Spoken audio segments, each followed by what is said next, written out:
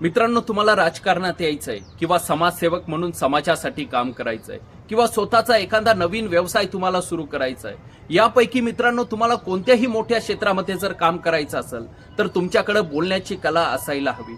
लोकांशी संवाद कसा साधायचा, लोकांना आपल्याकडे आकर्षित कसं करून घ्यायचं, आपलं म्हणणं हे लोकांना कसं पटवून द्यायचं, ही कला मित्रांनो ज्याला जमते ना, तो व्यक्ती खऱ्या अर्थानं लोकांचं मन जिंकतो, लोकांना त्या व्यक्तीला आपल्याकडे आकर्षित करून घेता येतं. म्हणून मित्रांनो, बोलण्याची कला आपल्याकडे असणं ही सगळ्यात महत्वाची गोष्ट असते. कारण मित्रांनो, असं म्हटलं जातं की बोलणाऱ्याची माती विकली जाते आणि न बोलणाऱ्या व्यक्तीचं सोनं सुद्धा विकलं जात नाही. म्हणून मित्रांनो, तुम्हाला जीवनात कोणत्याही मोठ्या क्षेत्रामध्ये जर तुम्हाला काम करायचं असेल तर सगळ्यात आधी तुम्ही बोलण्याची कला शिकायला हवी. बोलण्याची कला माणसाला 2 वेळा शिकावी लागते. पहिल्यांदा जन्माला आल्यानंतर आणि दुसऱ्यांदा जग जिंकायला निघाल्यानंतर.